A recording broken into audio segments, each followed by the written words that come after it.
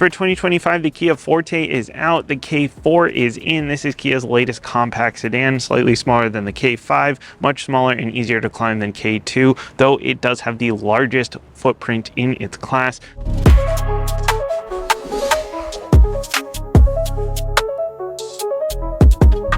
The K4 moves under the power of a 2-liter 4-cylinder in most cases, though there is a 1.6-liter turbocharged 4-cylinder as well if you need more get up and go.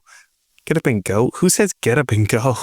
The non-turbo version I have here pumps out 147 horsepower, 132 pound-feet of torque. Those are not big numbers, but it is a fairly light vehicle at around 3,000 pounds, and it still drives really well. We'll talk about that a little bit more during the driving section. You've got an IVT, that's intelligent variable transmission. It's a Kia Hyundai thing. Essentially, it's their take on a CVT. Fuel economy for this is going to be 29 city and 39 highway. The turbocharged version of the GT Line makes 190 horsepower, 195 pound-feet of torque. That one is mated to an 8-speed automatic transmission, and it shaves a few miles off of your fuel efficiency. And all K4s are front-wheel drive. The styling for the K4 is following an opposites united sort of design language. You're going for a little bit of a fastback look. I'm kind of getting Stinger vibes a little bit. I definitely see a little bit of EV6 in this. Overall, the design is it's interesting. I mean, as they say, if you don't have anything nice to say, then start a YouTube channel, something like that. It's offered in a really beautiful blue. There's a nice red as well, black, white, and 3 different shades of gray. 3 of them. This one is called Morning Haze. Notable standard features are LED headlights and taillights, amber daytime running lights, keyless access on the front doors, heated power folding mirrors, and this hidden door handle. Solving problems. This one being the GT line, it adds unique styling for the front grille, gloss black and satin chrome window surround, gloss black mirror caps and these LED turn signals, and 18-inch wheels instead of 17s or 16s. And to make things totally not confusing at all, this one here is the GT line, but the turbo version is also a GT line. It's just a GT line turbo.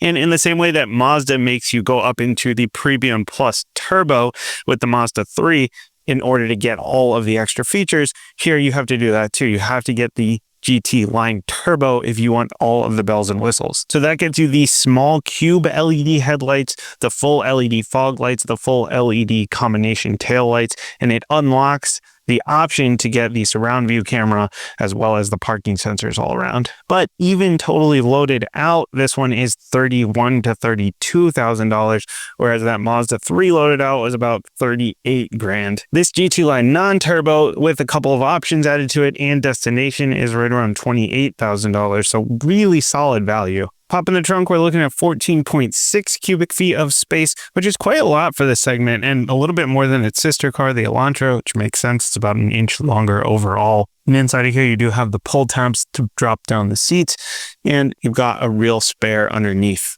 And this one is another one, kind of like the Crown, where it just kind of has that lift back shape to it. I wish they would have just moved the hinge point up here and just made it into a liftback, get a little bit of extra space.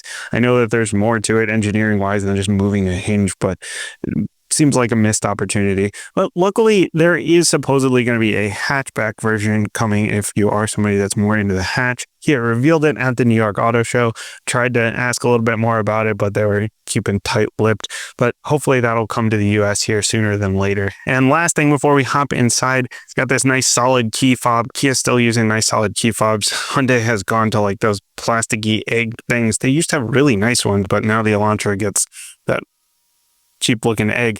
Luckily, Kia hanging on to the nice fobs. But on this, you have your standard lock unlock. You can pop the trunk and panic button. But most importantly, you have remote start right here on the key fob. Just lock it up and hold that down. It'll start right up. And that is on any Kia K4. It doesn't matter what trim level. The inside of the K4 is quite nice for the price. The GT line gets synthetic leather available in a handful of colors, while the rest of the trims get you cloth. but it's really the materials beyond the seats that make the interior. Yes, there are some hard plastics, of course, but there are no glossy black plastics, and the flat blacks are used sparingly, and there's sort of a mixture of different materials and textures that help it feel nicer than the price might suggest. In fact, the only interior choice I really take issue with is this giant double screen thing. I know that this is an epidemic in automotive, so it's not just Kia doing this, but it does feel a little bit like an afterthought. Plus, the cluster kind of gets blocked out by the steering wheel a little bit. But the system works quite well, and luckily you get Android Auto and Apple CarPlay, both wireless as standard. The GT lines get you nav as well, and you can control your garage door in here and even set it to open when you get close to it. If you want ambient lighting settings, then there are none in this one. You would have to go up into the GT Line Turbo and then option it with the tech pack. The instrument cluster portion is the fully customizable one with a few different gauge options. So in the lower trims, you can't actually change the gauges themselves. But either way, you get some info in the middle that you can cycle through. Looks clean. It's simple. Love it. And luckily below the screen are physical controls for quick access to some of the menus, as well as the volume and your HVAC. The scroller for the volume is kind of interesting. I don't hate it though. The controls in the GT Line square steering wheel are all really well done. Kia does a great job with simple, usable steering wheel controls. I love the rollers and the switches especially. The wireless charger works great. It's rubberized so your phone won't move around, and it works even if you have a case on. Haven't had any issues with that all week. Got a couple of USB-Cs here as well as a 12-volt too. I'm honestly kind of surprised to see a regular gear shift here. Not that that's a bad thing, but Hyundai and Kia usually experiment with those. If you want to add an auto dimming mirror, you can for $350. The sunroof here costs $900, as well as the $1,100 option for the Harman Kardon sound system, the ventilated seats and memory settings. Heated seats and 10-way power adjustability are standard on the GT lines. No heads-up display, no heated steering wheel. I was kind of surprised those weren't even options when I was in the Civic, but same goes here for the K4. The back seats offer 38 inches of legroom, which is massive for a compact car. The only other car in the class that's going to match that is the Elantra naturally. There's plenty of room for me at only 5'7", but as you can see, someone much taller could easily fit here as well. My kids are in forward-facing seats, no problems there. Rear-facing seats, again, are not going to be a problem as long as you're not super tall sitting in front of them. Fold-down armrest here in the center with some cup holders. Do have some USB-Cs and a little storage compartment, but if you want vents on this center console, you're going to have to go up into the turbo. And a little sort of Easter egg that I'm probably much more excited about than I should be, but I noticed that Genesis does this, so I decided to check it out. The child seat anchors back here match the exterior color of the car. It's spacious, it's comfortable, it's well laid out. Other than the giant screen, this is a really nice place to be, especially for sub $30,000. Driving the K4 is a pleasant experience. I mentioned that the horsepower and torque numbers are kind of low, and the transmission style is one that's typically a little bit drony, but those aren't things that show themselves unless you're actively looking for them. It doesn't feel slow. It doesn't feel like a Hellcat, but it definitely doesn't feel slow. No problems hitting a gap, merging into traffic from a stop, or merging onto a highway in normal or sport mode. And the NVH is quite low, especially for the price point. It's not droning, it's not loud. I mean, it's not a Rolls Royce, but again, for the price, it's pretty pleasant in here. It also rides quite nicely, despite not having any kind of adaptive dampers, being on these big 18-inch wheels with low-profile tires. You know, if you are in an area that has a lot of bumps and potholes, it could be a little bit uncomfortable, but it's really, again, for the price, it rides pretty nice. Kia's big on driver's assist and safety, so you get lane keeping, adaptive cruise down to stop and go, and forward collision avoidance for pedestrians, cyclists, and when turning through an intersection. Now, those have all worked quite well throughout the week. A lot of times these systems can get kind of overbearing. That has not been the case here.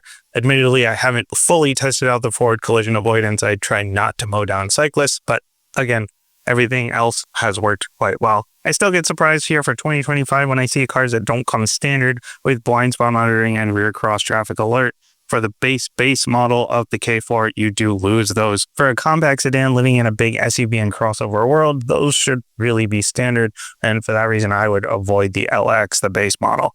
The GT line adds nav-based cruise control and highway drive assist, which is essentially an advanced version of the adaptive cruise and lane centering. It works really very well. Kia, Hyundai, Genesis all have one of the best systems for this. This is probably my favorite system short of like a hands-free system like Super Cruise. Plus, you can use the lane centering on all roads, not just on highways. Note that you do have to get the turbo if you want the more advanced highway drive assist, the more advanced forward collision avoidance, and the blind spot cameras. I really like the blind spot cameras. That's another of my favorite features. I really wish you didn't have to get the turbo for that. At the end of the day, this K4 does what Kia does best, which is value. This loaded out GT line is just under $30,000. A turbo version is just over $30,000. While I'm not the biggest fan of some of the design choices, I'm glad that Kia is experimenting. They're not just playing it safe. But beyond the design, you get a lot of great features. It drives really nicely, even without the turbo. I'm not a big CVT guy, and those numbers are low on paper. It doesn't feel as slow as those numbers may suggest. And if it does, you can always bump up into the turbo without really breaking the bank. Overall, it's just a very nice vehicle for the money. As always, let me know what you think down in the comments. And thanks for watching. I'll see you next time.